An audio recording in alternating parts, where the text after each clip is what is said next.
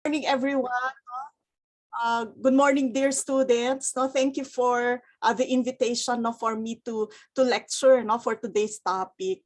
Okay, although I'm going to give a disclaimer, I am not an expert in industrial psychology. Okay, so there. So I am my field of specialization is clinical psychology. However, I was assigned to tackle these tasks. Okay, not only as a psychologist, but rather because, I have also experience, when it comes to teamwork as well as working with groups. So in that light, then I could be able to share, some insights about groups. But first of all, I'd like to know, I'd like to know how you are, with groups. So I'm going to share. Wait. Okay, so I'm going to share a link which you would open, and which you would answer. And then let's try to see how you are doing. Okay, in terms of I'd like to have a feel about how you feel working with groups. So that is my link. Okay, so that's the link. Okay, so you can open it, as I would present to you, the first question, over there. And okay, so I hope you get to see it. Do you see already, the question there? Oh, there are those who are already answering. So I'm going to share my screen so that you get to see. Okay, so what is happening in our poll at the moment? Okay, there. Okay, that's good. Okay, so I get to see our responses here, So the question is, which is closest to your standing with groups or teams and individual work? Okay, so there's an option there, I prefer working alone. And then there's I'm okay working alone as well as in teams. I'm equally effective in both. And then there's here, I prefer working with a group or team than doing it alone. And then there's this 3%, who's responding, I rely very often on a group or team, and I have difficulty working alone. Okay, so there, so are there still more responses coming in? Okay, so if we look at who are responding, there are around 40 individuals. Now we already have 40 respondents here. Okay, so that's good. At least you get to see, there. So we at least now have an idea how you are doing when it comes to really your standing with groups, and we can see which is very good for me and good for everyone that at least 65% are really okay with working alone as well as with working in a team. Okay, so that's our poll right now. Okay, although around 1/5, a little more than 1/5 of our respondents prefer working alone, really, rather than with groups or with teams. And then we have here those who really rely, around 2% of our respondents would rely, or those who would prefer working with a group than doing it alone. Okay, let us ask those individuals. For those of you who have responded, I prefer working alone. Why is it that you would prefer working alone, rather than with a group or a team? Now, may we have some respondents here. I hope some of you will be, brave enough. Okay, so I'll stop sharing this, so I get to see you. Anyway, we have a general idea of your responses. Okay, so for those of you who have responded preferring to work alone, why is it that you responded preferring, to work alone?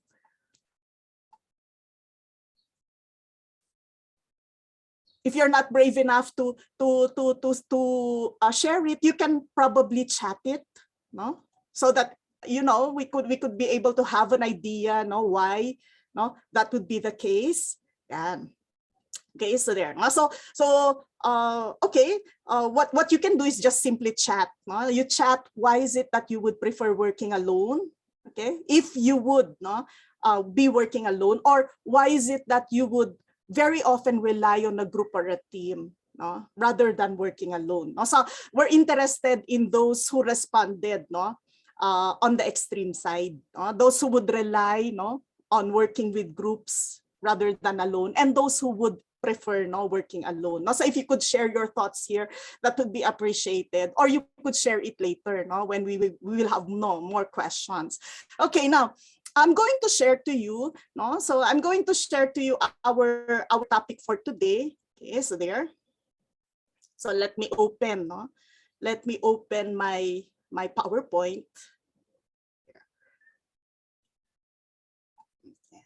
So kindly tell me if you get to see it clearly.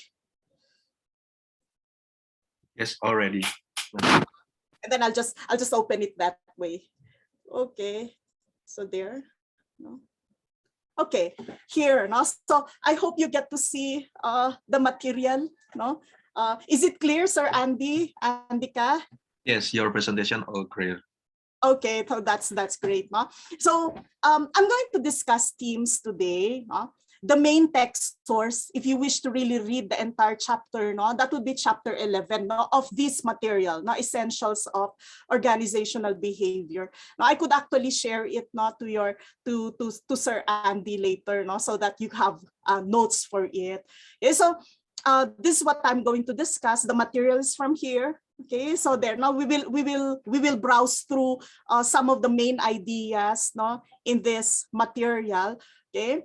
I'm going to share, no, some insights about it too, no, based on my experience, no, when it comes to teams, no, and probably even Sir Andy, no, and some of your faculty who are attending today, no, would be able to give insight, no, about this. Okay, so yeah, no, now but here, no, I will focus, no, on the following. No? The first one would be to differentiate, no, teams from groups.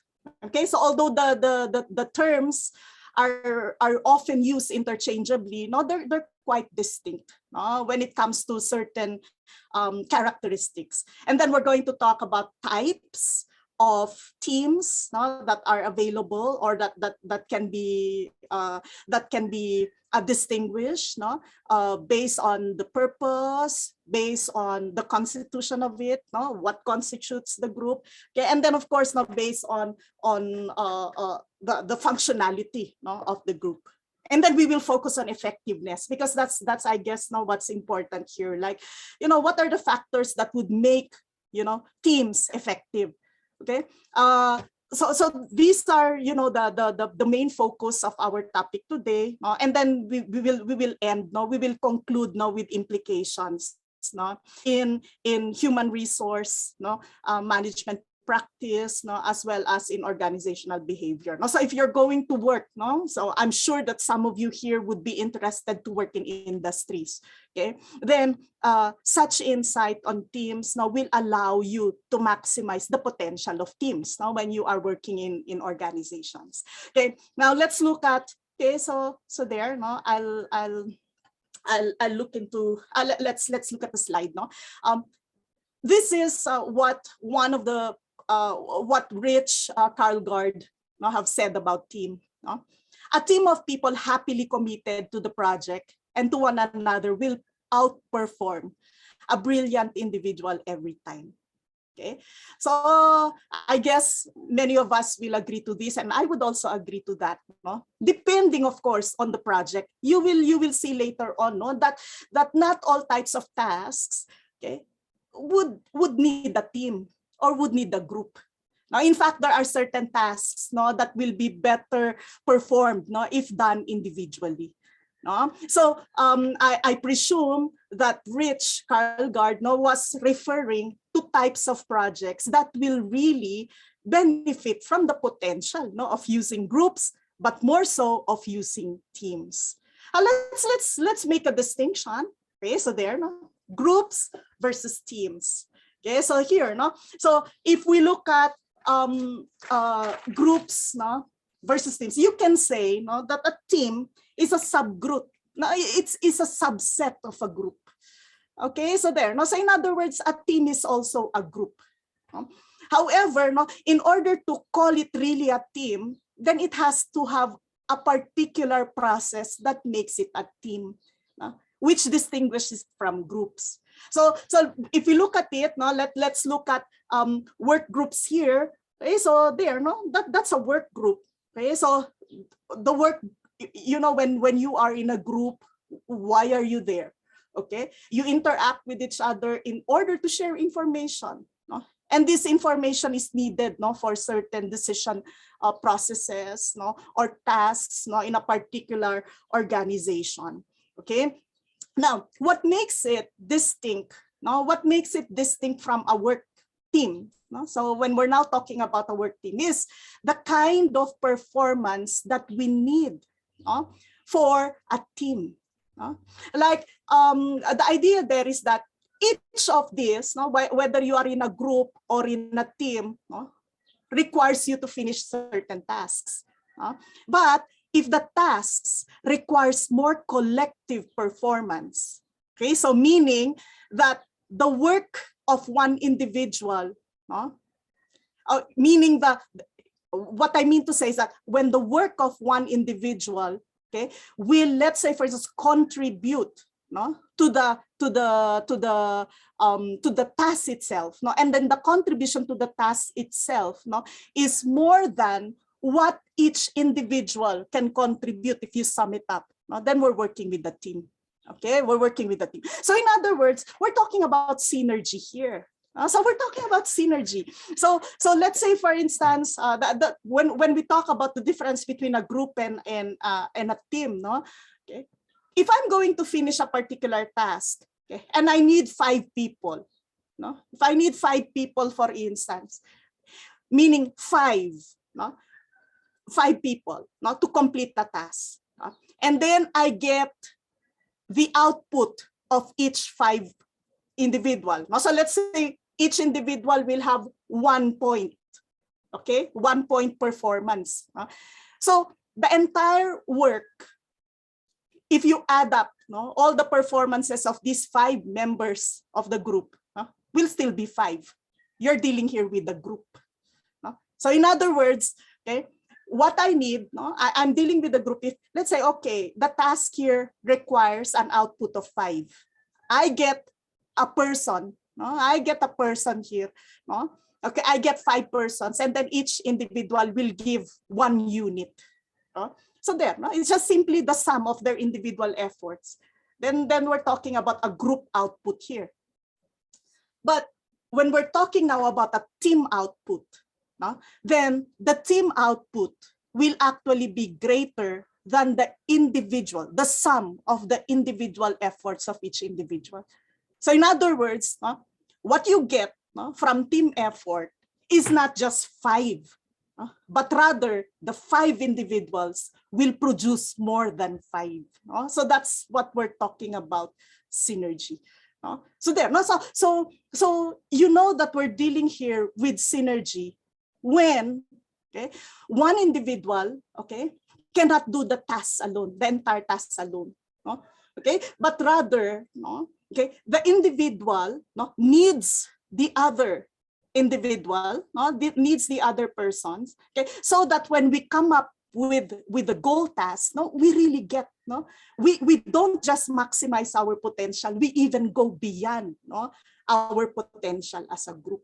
Okay, then we're talking about teams here. Okay, although yun nga, when it comes to organizations, sometimes when we say teams and groups, okay, it's so difficult not to differentiate, because we're dealing with a group of individuals who interact. But then, when we talk about really work output, you can really maximize work outputs when you have a real team. When you have a real team, okay, you can call a group a team, and yet when it comes to their output, it's not really a team, it's just a group. Okay, so there, so there, what's really so distinct with teams versus groups is the synergy, the positive synergy. So if we look at when we're working with groups, okay, it's still based on individual effort, and and this individual contributes his or her individual effort to the group, but practically it's still individual. But when it comes to work teams, so when we're now dealing with a team, okay, then the accountability is not just individual but really mutual, meaning, okay, the other person in the group cannot carry out his or her task, cannot perform without my input, and vice versa. Okay, so that's it. Like, in a work group, if it's just simply a group, okay, I do my work. It's possible that one member of the group, will not be able to contribute. Okay, and yet I'm still able to contribute to the objective, and that's just a group. But you notice that when it comes to a team, I don't contribute. Okay, the entire task may adversely be affected. We would not be able to achieve the entire goal without it. Think about think about team sports, for instance. Okay, so without one member doing the role that would help you carry out the entire team. So let's say it's a basketball team or it's a soccer team. Can you just imagine if there are key players there who's not there? Then the entire task cannot be done. Okay, then we're talking about the team. Okay, so if we look at it, even in terms of skills, the work groups, being independent, the skills can vary, from one person to another. But you notice that when it comes to work teams, the skills need to be complementary.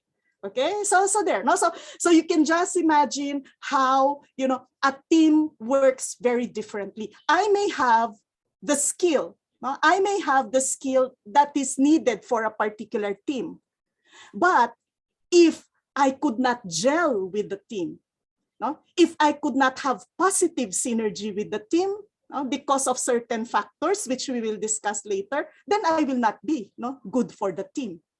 Okay. But I could be good for a particular work group that's related to a team, because I can give my individual input there, being able to understand whatever task that is. Okay, so I hope this distinguish groups versus teams. Okay, so there. Now let's talk about, okay, so our next task there would be the different types of teams.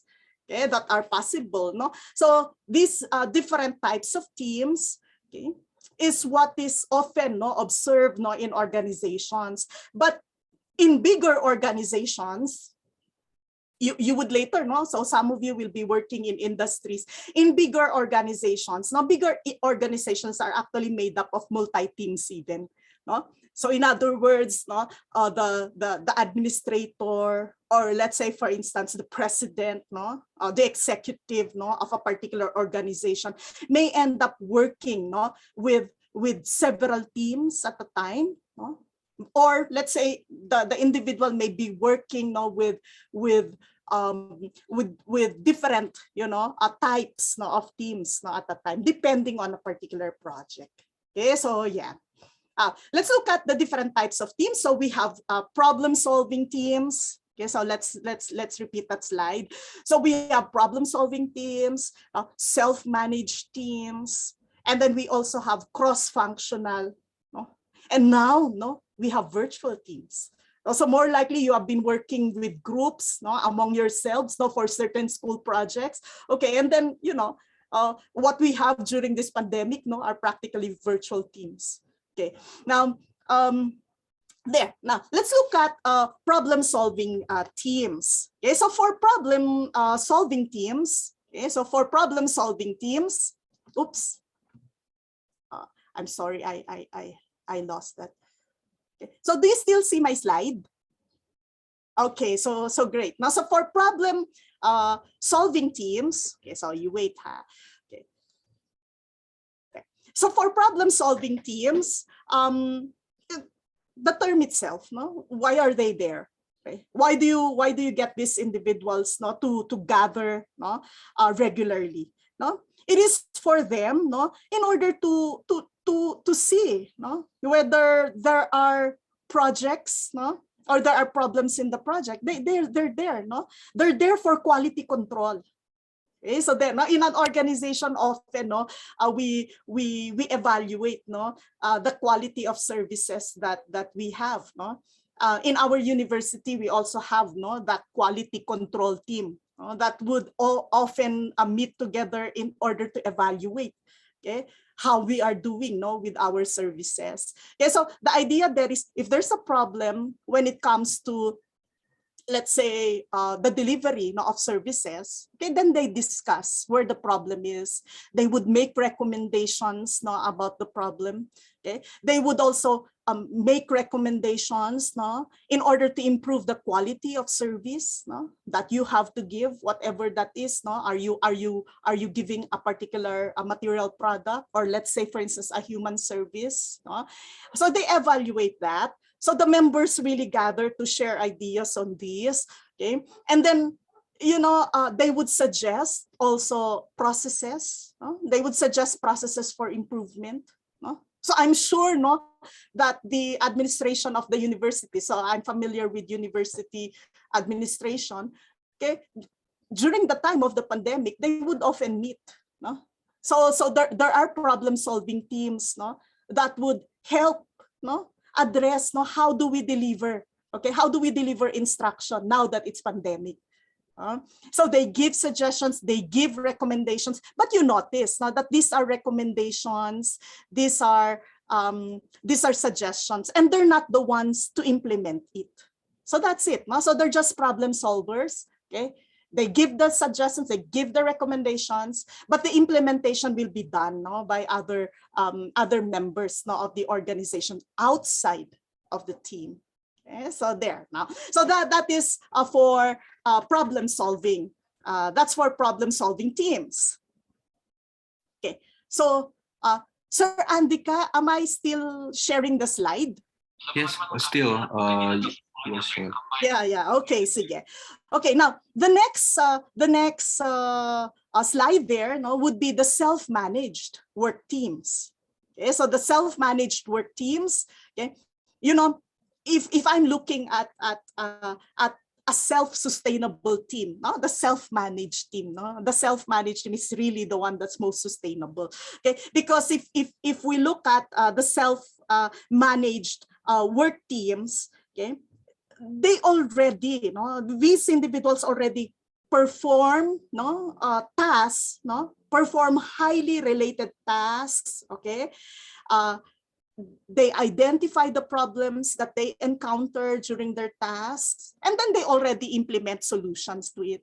Okay, so in other words, these are self-managed work teams. And often if we look at small offices, small departments in our organizations, most of these are already self-managed work teams. Okay, in fact, if you have a leader in self-managed work teams, most of what they do is just just ensuring the smooth operation of the task. Okay, think of a small restaurant, and then you have there the crew. You have there the crew, you have the cook. It's a group of individuals working together to run already the business. And you notice that they take responsibility for what they know. Like, let's say, okay, I'm the waitress. Okay, I'm the waitress, then I know what I'm doing. Okay, and then the people in the kitchen, they know what they're doing. The person who's in charge of the business side, taking payments and everything, he or she knows what he's doing already. So these are often self-managed work teams. Okay? So they know how to run, to operate an entire business, for instance. But the difficulty with self-managed work teams is they get affected with conflict. So in other words, when conflict arises, conflict needs to be addressed immediately. Because otherwise, if this would not be addressed immediately, it can affect the performance of the entire team. So there, these are self-managed work teams. There are other studies about self-managed work teams that the difficulty would also, it might also, because supervision is lesser. So there's already lesser supervision. Then there may be, no, there may be some who would be encouraged to, let's say, slack off, no, by being absent, for instance, in their task. No? So can you just imagine it's already operating well? No? Most of them have shared leadership in what they do. Okay, can you just imagine in a restaurant? Now you're in a restaurant, okay, you're running the business, and then your cook, no, becomes absent. Okay, so there, no, so how would you run, no, the next day? So in other words, no, these are those problems, no, that may be encountered, no, with self-managed, no, work teams. Okay, and then we have, okay, another, no, okay, so we have another type. Okay, so we're in the types of teams. Okay, so here, there. Okay. So we have here, no, cross-functional. Okay, so we have cross-functional teams and virtual teams. Okay. Let's look at cross-functional teams. Now, so here, no, for cross-functional teams, no, the employees would come from about the same hierarchical level, no, but from different work areas. Okay, who need to come together, not to accomplish a particular task. Okay, then we're talking about cross-functional teams here. Okay, so in other words, each member of the team come from a specific field, no, in order to, let's say, accomplish a task. So I will discuss, for instance, how we deal, no, with some cases, no, with some clinical cases. And I would say, no, that for some clinical cases, we really work with cross-functional teams.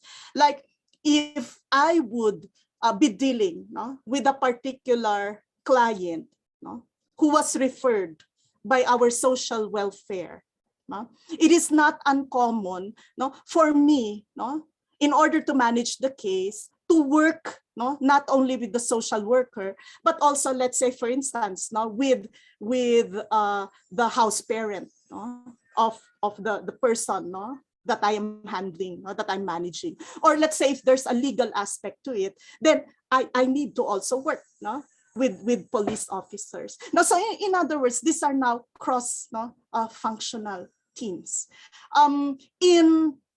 In businesses, for instance, no, when we're planning a business, no, so when we're planning a business, like I can just imagine during the pandemic, in order to deliver food, no, from the restaurant to the home, okay, then there would be, no, really, then such kind of business would require cross-functional teams.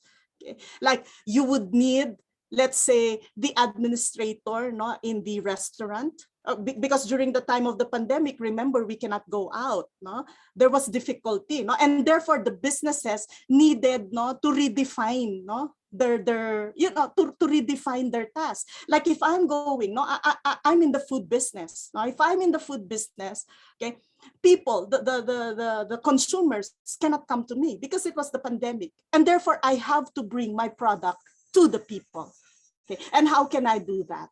Then this would now require, no, cross-functional teams. So more likely, I need my crew. No, I need the crew. Like let's say, you know, somebody who would cook the food, somebody who would administer, no, somebody who would coordinate with delivery service. And you notice that the delivery service would have its own, you know, head as well, no? The person, no, who is part, no, of the entire operation, no? It's just the delivery, no, of the product to the home, no, of the consumer. No, so there, no.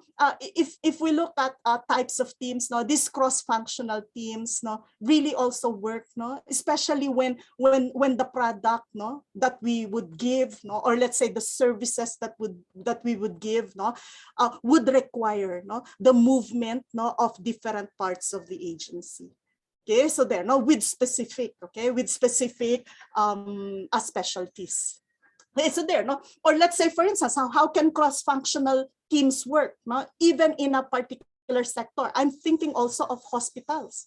No? Let's say, for instance, you have a patient, no, and then the patient needs to be operated on, and yet, okay, the patient have several, issues that would probably complicate operation. So you would see that let's say that the individual has a heart condition, so you would have the heart doctor there. You would have the anesthesiologist there. You would have the surgeon there, as all part of the team. Okay, so these would be cross-functional teams. Okay, and then we have of course our virtual teams. Okay, so we have our virtual teams. So if we look at our virtual teams, what do we do now? Now we use technology in order to transcend, in order to transcend space and time, to work together in order to achieve a particular goal. And that's often what we're doing now. I think I'm sure that some of you here are working with your peers in order to accomplish certain projects, some projects together. Okay, so that's it. So you can see here that we correspond virtually through the platforms that we have, like through emails, through common drives, using a Google Drive, for instance, in order to do common work there. Okay, now the difficulty with virtual teams, because it's virtual, it does not have the advantage of the kind of rapport that we really develop when we are interacting personally. Like for instance, I'm trying to develop my rapport towards you, even with this with this kind of platform, and it's really challenging, as opposed to, let's say for instance, we're in one classroom, we're all there. Okay, I correspond with you, you correspond with me, or we interact together. Okay, that would be something that's also fulfilling, which cannot, of course, now be addressed when we work virtually. And at the same time also, because it's virtual, it's so easy for us. It's so easy for us not to really be able to recognize performance, like who are the faces of this team doing this. Okay, as opposed to when we are in a face-to-face setup, where we get to really see the faces of the people behind a particular performance or task. So that's it. Now we can easily be anonymous as virtual teams, and that can be addressed by let's say first advertising the team, putting a face to the team as much as possible, so that they don't get they don't get lost. Okay, but what we have here, I guess, would really be hybrid teams later on, that we can really take advantage. Now we can take advantage of the benefits of the virtual world by still developing virtual teams, but at the same time probably it's already blended, where still the members of the team can meet face to face. So there, that's what I'm thinking about the future of virtual teams.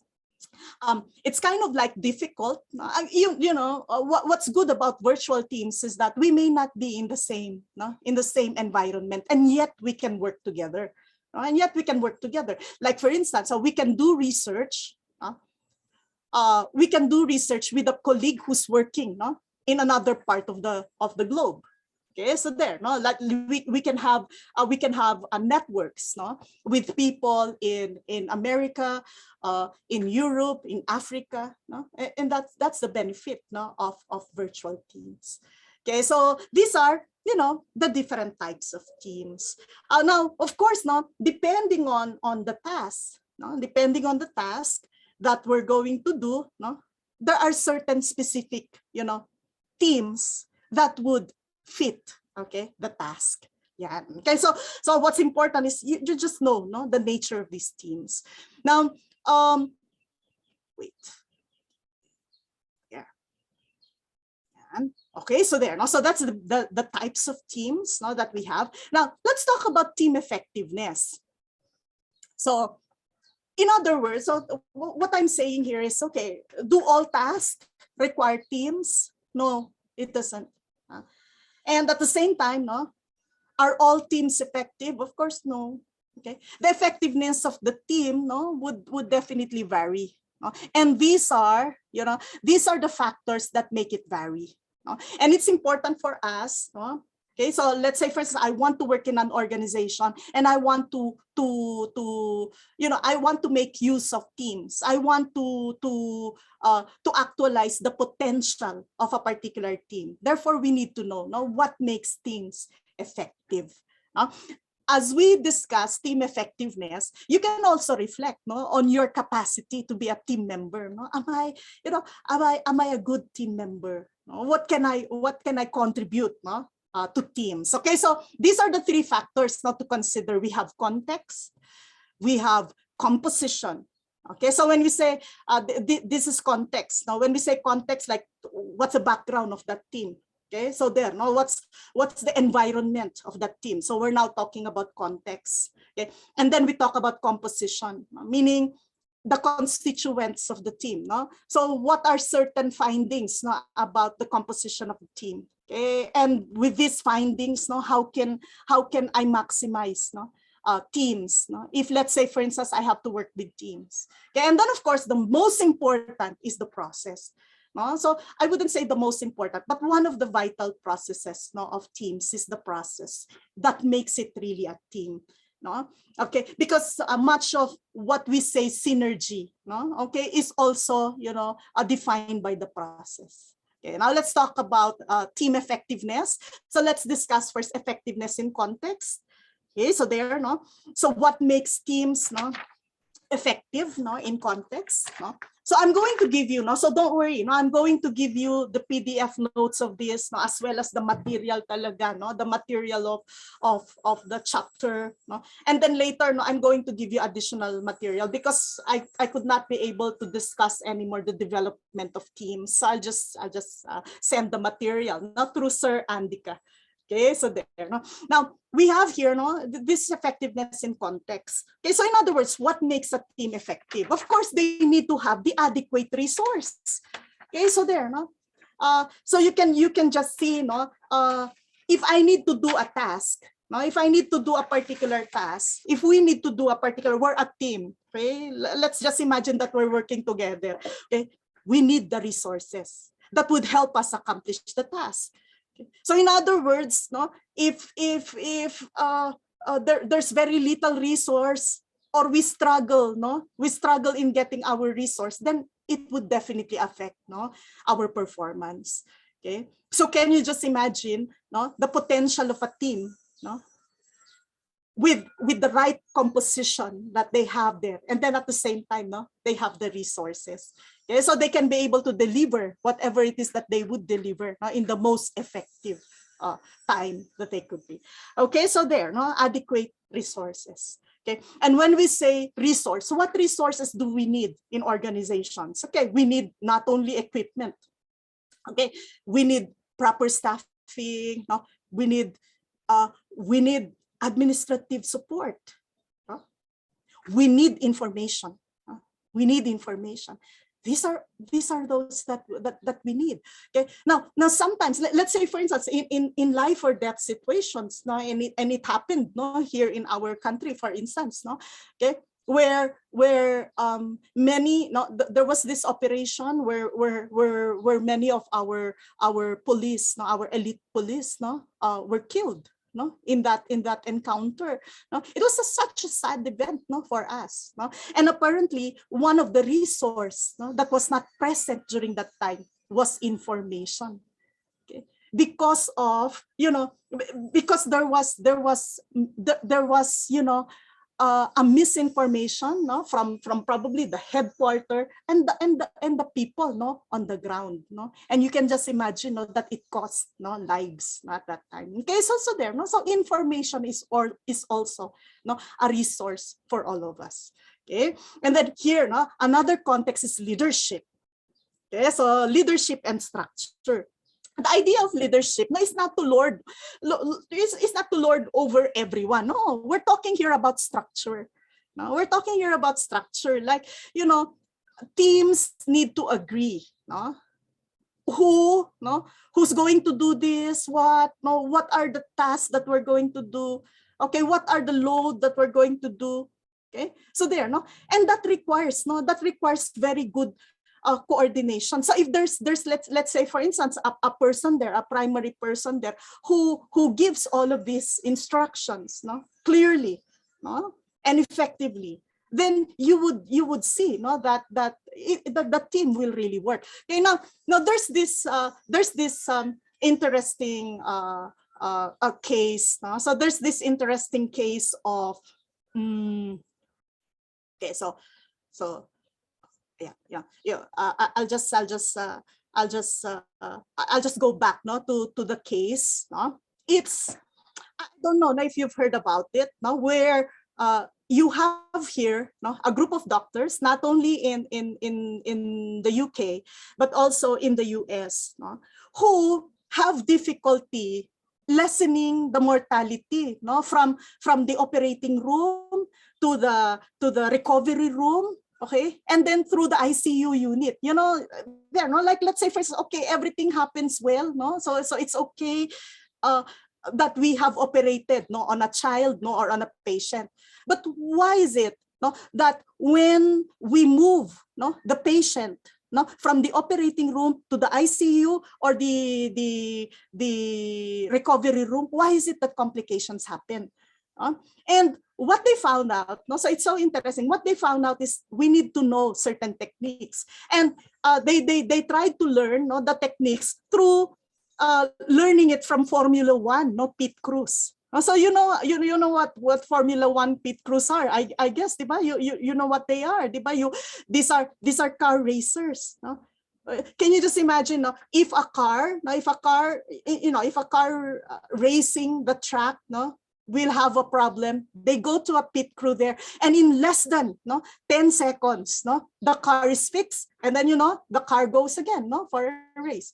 Why is it that they're so effective? Why is it that they're so effective? And therefore, no, the team of doctors need to find out, no, the answer. Okay, so the team of doctors need to find out the answer to this. Okay, and what they learned, no, they learned a lot, no, about leadership here, the importance of leadership. Like the F1, no, formula, the F1 formula people, no, would tell them, because they would observe the operation, no, the operation, and okay, what's happening? Why is it that you have complications during the operation? And then one of the key factors here is leadership. Okay, all of you are all professionals here. No? All of you are all professionals here, and yet what happens is when you go to the operating room, you need a leader. You need to decide, no, who's gonna be the main person, no? Okay, who's gonna be the main point person in order for you to be effective. So that's the idea there, no? Okay, so the Formula One said, no, okay, somebody must coordinate, no, in the pit stop. So in a pit stop, okay, there is somebody they call the lollipop man, the lollipop man, no, who coordinates everything. He's the one to ensure, everybody should be doing their task. Now, who's gonna put the screw? Who's gonna clean the wire? Everything. No, everything is on, and then everything can be done in less than 10 seconds. Imagine that. No, and then that's what they thought. No, this group of doctors, no, who have learned so much, no, in their field, and yet, okay, they have missed, no, that when it comes to operations such as this, you need to be very clear who's in charge. Because if you're not very clear who's in charge, it can cost lives. Yes, also there, no. So they have learned a lot about that. So probably, no, it's good for you, no. I suggest, no, I would suggest that you go to this article, no, where the doctors, no, it was so interesting for me, where the doctors, no, learned, no, from the F1 formula, the Formula One pit crews. Okay, so there, no, so it's like they have learned a safety model, no, in order for them to do their operations. And then imagine, no, you learned it, no, from car racing. Okay, so that is interesting. No, so if we look at really effective teams, it's good for us, no, to learn, no, from the experts. Okay, I actually also, no, would recommend, no, I don't know if you've watched it, but it's called The Undercover Billionaire. Okay, it's the Undercover Billionaire series. Okay, so there, no, it's the Undercover Billionaire series. Wait, I'm gonna share it, no, in our chat box. Okay. Oops. Now I don't know how to open. Okay, I'm going to share it later. I'm going to share it later, the Undercover Billionaire series. Okay, so you have several cases there, but it's so wonderful how they create their teams. Now I'll get back to that, no, after. I'll get back to that later again. Okay, now apart from leadership, okay, and structure, let's talk about a climate of trust. So here, so the climate of trust, yeah. Okay, so the thing is, how much do we trust our leader? How much do we trust our leader? Okay. But more so, how much do we trust? No? How much do we trust each other in the team? Okay. So this would definitely, provide us, with an important context, in team effectiveness. Okay, so there, in fact, it was found out, that when we have high trust, in the teams, we don't even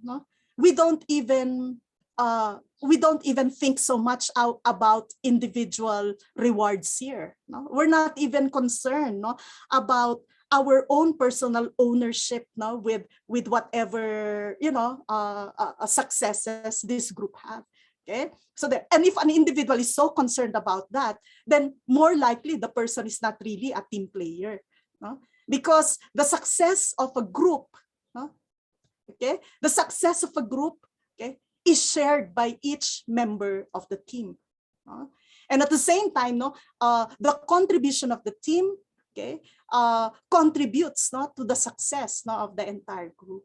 Okay, so there, that is when we are working really with teams. Okay, so there, now finally, we have performance evaluation and reward system. Now this has something to do with how do we reward, how do we reinforce behaviors, like how do we reinforce successful team operations. Okay, then the idea there is we need to, if we're part of the management, of the human resource, we need to create hybrid performance systems, wherein we do not just reward individual effort, but we can also reward, the group.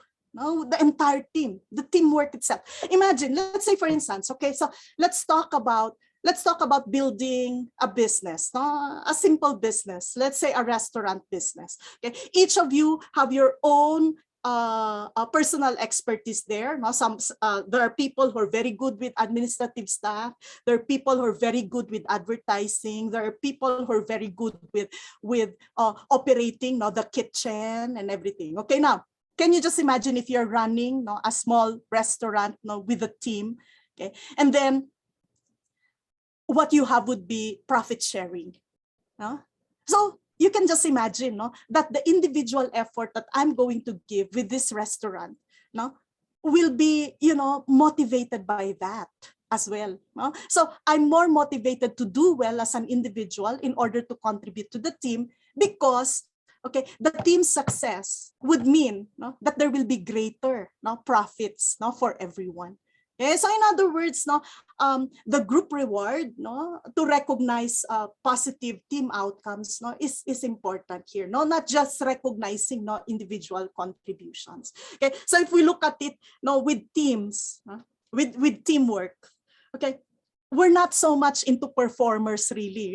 If you have a star performer there or you have a star player there, it's not, it's important to have a high ability membership. And we'll look into that later.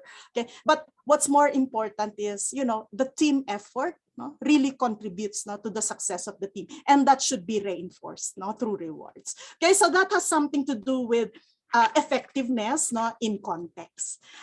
Let's talk about effectiveness. So what makes a team effective in terms of its composition? So let's go back to this slide. Okay, so if we look at the composition, okay, of the team, the idea here is that, okay, what makes a good team? A good team is made up of good membership.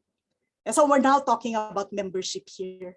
Okay, so who are the members of the team? So we consider some of the qualities of the team, their abilities, their personality, okay, the roles that they play, okay, the diversity of the group. Okay, and then you have the size of the teams, member flexibility, and of course, member preferences. Okay, so let's discuss some of these team composition, okay, factors. Okay, so here now, so let's discuss the abilities of members. Okay, it's so good to work now with. It's so good to have a team with high ability members. Okay, so imagine working with individuals with lots of potential. Okay, so there now, so notice that when it comes to competencies, competencies that would be making up, what a member knows, what are the skills, the skill set of the members, the abilities of the members, and even the attitudes of the members. But that would be more related to personality. Okay, so if you have very good, high ability members in the team, okay, you have a power team. Okay, so there, but more so, if these members can gel together, now meaning their personalities match each other. Okay, so then you have a power team. Okay, so the abilities, okay, so take note that the performance of a group, okay, is of course affected by the abilities of the team. That's a given already. So in a way, how much can we maximize a team? You can only maximize the team based on the abilities of the team members that are there. Okay, so there. So this is important. Abilities set a limit on what the members can do.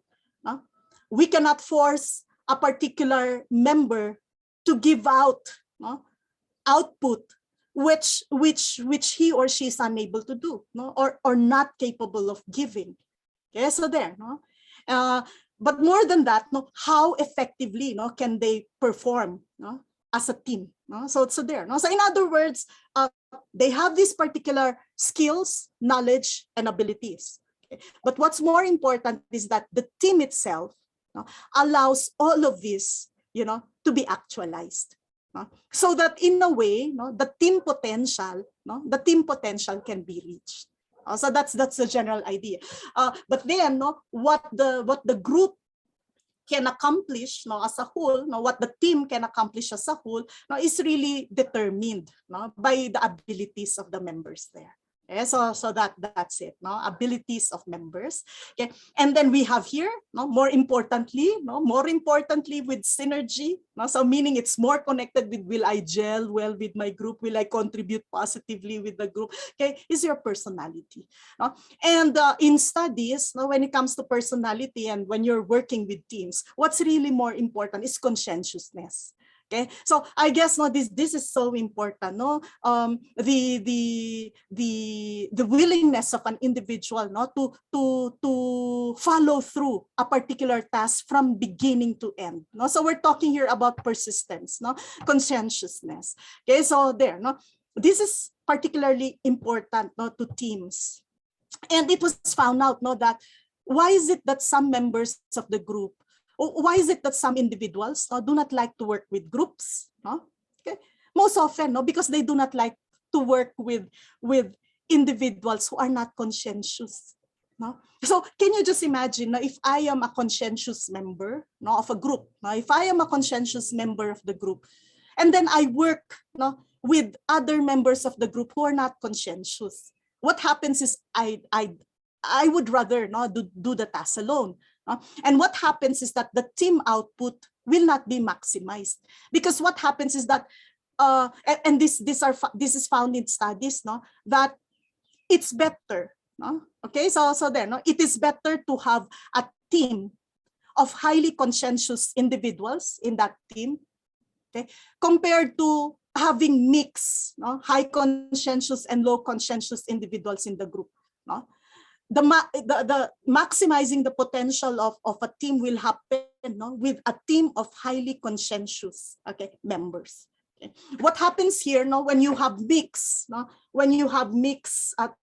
member teams. No? Some are high conscientious and some are low conscientious. The high conscientious may lose, no, motivation. No? They may have lower expectations about what the group can achieve. So because later on you'll see how important, no, group efficacy is. Okay, so there, no, that's the general idea, no. So conscientiousness, no, is key, no, to teamwork. If you like to have very good, you know, team, no, and then you are the one hiring, because most of us, no, will be in hiring. Okay, make sure, no, that their conscientiousness is okay. At the same time, also, no, some characteristics, no, from the ocean, no, seem to be at play here. One is the level of openness of the individual. Okay, so how open are they to experience, no? And the higher it is, it seems, no, to relate, no, positively, no, with effectiveness. Okay, and what else, no, can be found here, no?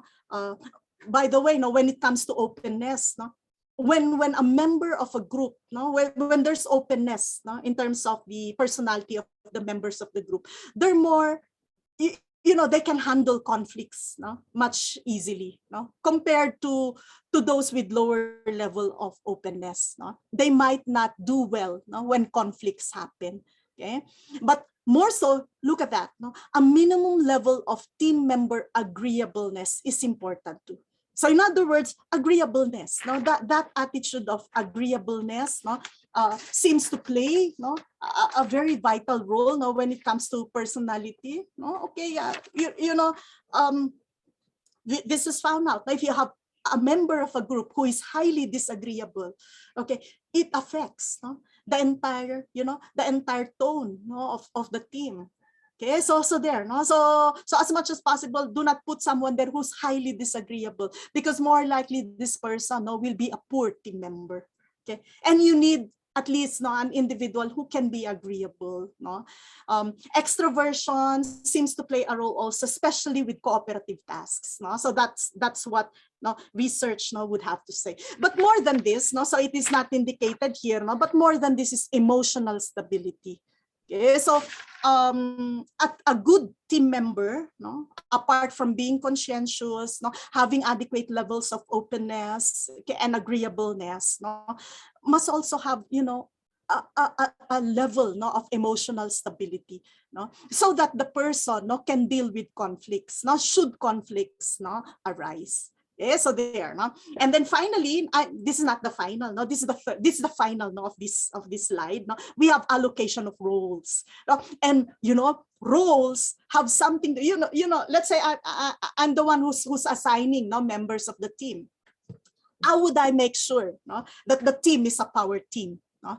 Then I have to know the key positions, no, of the team, and I have to put, no, conscientious workers, very good workers, no, in that team. No? So let's just think about a soccer, no, you know, or a soccer, or let's say, for instance, basketball. Okay, so there, no. So who are the people that you're going to put, no, there? No? You make sure, no, that we choose, no, conscientious, no, players, no, that would be part, no, of that would play a role there, and they must be very good, no, in their role. Okay, so you want a forward, okay, you want a guard, okay, make sure that you choose the best ones. Okay, so there, no, so meaning they are really effective there. Okay, now let's talk about, you know, team roles, no, and the roles that we really play. No, these are actually some of the examples, no, some of the potential team roles, no, that are present, no, in organizations. Okay, so let's look at this. No, one is, okay, they initiate creative ideas, no? So creator. They champion ideas after they are initiated. That's a promoter. Okay. And then we have here assessors, okay, who offers insightful analysis, no, of options. These are assessors. They provide structure. These are organizers. Okay. Some are producers. No? They would provide direction and follow through. Okay, so these are producers. Some are controllers. Now, so meaning they examine details, they enforce rules. Controllers are very good managers. No? Although if you have a very strong controlling streak, no, you can micromanage, no, and that's also not good, no, for companies. No? And then you have the maintainer. No? They fight external battles. No? So meaning they would likely defend, no, the dissolution, no, of an organization. So there, no, they fight external battles. Some are advisors, no, who the role now would be to encourage the search, no, for more information. Okay, now I'd like you to go back to the Mentimeter slide. No? You know that the Mentimeter that I have given you. No? I'm going to present to you another. I'm going to present to you another slide here. Okay, so there, no. So let's see. Okay, wait. Okay, so I'll go to the next slide. Okay, and then you answer, no, that next slide. Okay, so I will activate it. Okay, so that's the question. Okay, so there, no, so probably it's already there, no? Have you opened it? Okay, and then it says, in a team, I am more likely to play the role of, okay, the following. You choose top 3. No? You choose top 3. No? So you go back to our slide, okay, and then you try to see, are you know, which of the top 3 roles there, no, would you more likely be playing? Okay, so there. No? Yeah, so let's try to see, no? Okay. So I'll present the results to you, no, later on. Okay, after you respond. Okay, so are you a linker? No? Meaning you coordinate and integrate. Are you more a creator? No? So you initiate creative ideas. No? Are you a promoter, an assessor? So that's it. An organizer, producer. So there are certain, qualities that are there. Okay. And then from here, no, okay, we'll get to see, no, so what kind of tasks, no, would you be doing? Okay, so choose top 3, huh? Okay, so there.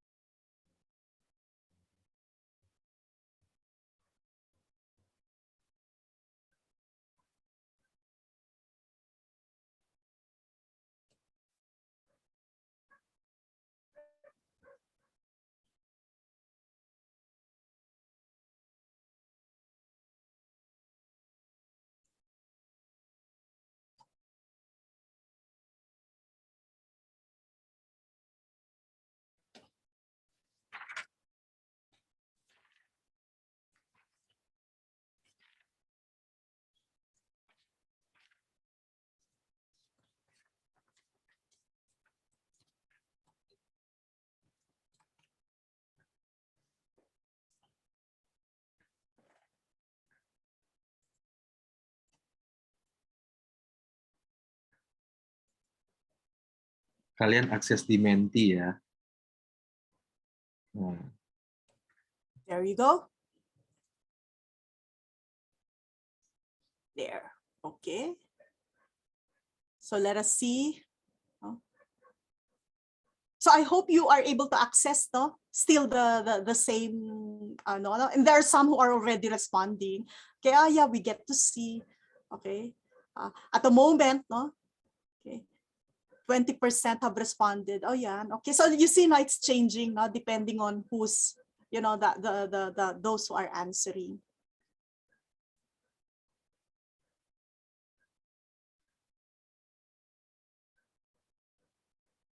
Let us see what kind of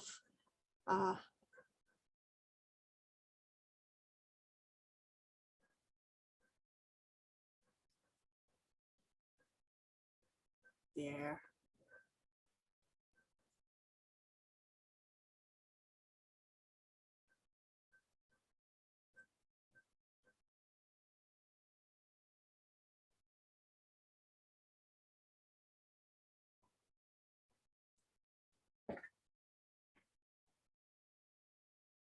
Interesting, huh?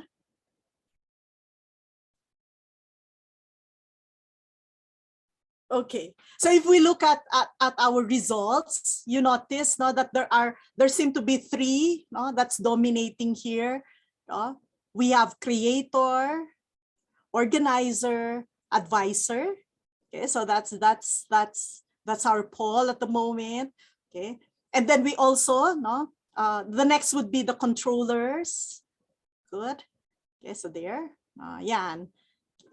So more likely, no, the ones who are the top three, no, we have no, it's kind of like consistent, no, really, no.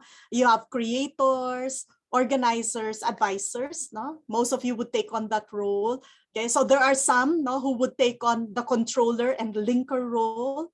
Okay, and there are there are few, no, who would take on, no, the promoter and maintainer role. Okay, so that's our poll, no, for today. There, so let me close let me close that. Okay, so here, no, so these are team roles, no, that you do. No, the important thing is the roles that you play would really depend, no, so much on your abilities. And the thing is, if a leader no, knows how to maximize the abilities no, of the team members, no, then the leader no, could assign you know tasks no, accordingly. Okay, now what else? No, we have no what makes no an effective team. No, we have the following. No, here are some of the other variables that are there no, at play. One is diversity of the team or organizational demography. Okay. Then we have cultural differences. We have size of teams, and we have member preferences. Okay, now let's talk about the diversity no, of membership. Okay, the diversity of membership. Okay, this is interesting because it has something to do with demography. No? So when we talk about demography, no, what are the characteristics no, in terms or the distribution in terms of gender, okay, in terms of sex, in terms of race, in terms of educational level, no, or length of service. Okay. And then many ideas no, would say, no, the common sense. No? What's common sense is that, you know, diversity no, is a good thing. No? That's the common sense. No? But there are certain studies, no? There are actually studies, no? Some are meta-analytic studies, no? Meaning it's already a compilation no, of many studies, no? Would actually say no, that this demography no, is actually unrelated no, to team performance. Okay. There was even no, a particular study, no, it's a third meta-analytic review, no, that revealed no, that race and gender no, would actually be negatively related no, to team performance. No, so if there's race diversity, there's gender diversity, no, it can actually even no, negatively relate to this. No? Because I guess no, the differences would more likely make coordination difficult, no? And it is possible no, that it would even create no, more conflict. Okay, so these are mixed studies. No, I guess no, if you wish to study it more, no, you can study it more. Okay, and at the same time, it also depends no, on the task. No? There are certain studies that would say no, that for tasks where you know, which is dominated by the white race no, and male employees, okay, such diversity no, would not actually contribute to effectiveness. But if there are organizations or even tasks no, that call for more diversity, then that's where no, diversity will work. That also holds true for cultural differences. Although for cultural differences, what's so interesting here is the difficulty no, with cultural differences happens only during the short-term part. No? So meaning, you know, when you develop a particular team, when you start developing a team and these are culturally diverse teams, okay, then make sure no, that the task is long-term rather than short-term. No? Otherwise, no, it may be less effective. Because what is needed here is, you know, why is it that it may not work for the short term? Because the members of the group need to learn no, from each other first. I need to learn from somebody whose culture is different from mine. And that's a different task as well. But what was good about this is that once they are able, no, to learn from each other already, no, the cultural diversity, no, does not matter anymore. No? So what's more important would be the other, no, factors of team composition. Okay, so there, no, and at the same time, no, when the tasks, no, that is needed would require really diversity, then cultural differences can actually be an advantage. So that's the idea. Now, how large should the team be? Okay, so here you have the CEO, no, of Amazon there, no, Jeff Bezos, no. He says this: if it takes more than 2 pizzas to feed the team, then the team is too big. Okay, so that's a funny quote, no, from him. But more importantly, there, no, the magical number is 7. That's according to George Miller, plus or minus 2. So it means that, a membership of 5 to 9, that's an ideal, no? So you just remember, no, it's also, it's also the material, no, that can be processed in the short-term memory, no? So it's so similar, no? Magical number is 7, no, plus or minus 2. Okay, so that's it. And then more importantly is member preferences. You see, no, not every member of a group or not every person, no, prefers, no, to work with a team.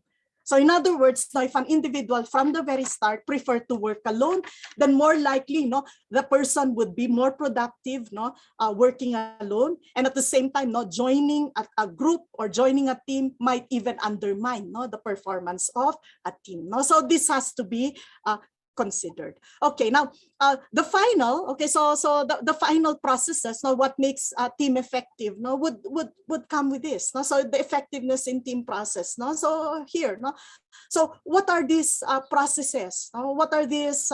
What do we mean by this factor? Now, this formula, this formula is actually like an algorithm, in order to determine actual group effectiveness. What makes a group effective? First, the risk potential of the group. Okay, so potential group effectiveness, that would of course be determined also by the abilities of the members there. Plus at the same time, process gains. Meaning when we say process gains, what I gain from the group. Meaning, if I am a good performer, and then when I join this group, okay, my performance would even be higher, okay, that is a process gain. Okay, so then, and if that is also experienced by all members of the group, okay, then that's a process gain. But let's say, for instance, let's talk about process losses. Process losses, conflicts, how we dealt with conflicts, how we dealt with, let's say, for instance, how we dealt with differences. Okay, so there, with differences in the way we want to run things. So these are process losses.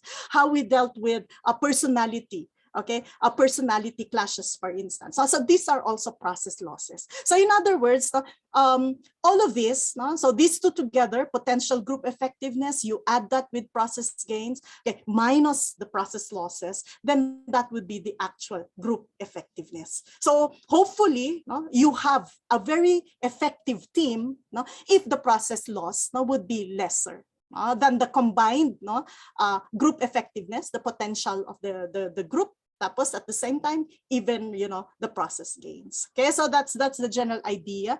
Okay, and if we look at the effectiveness in team process, these are some of the components that will make a team effective. One is the mental model.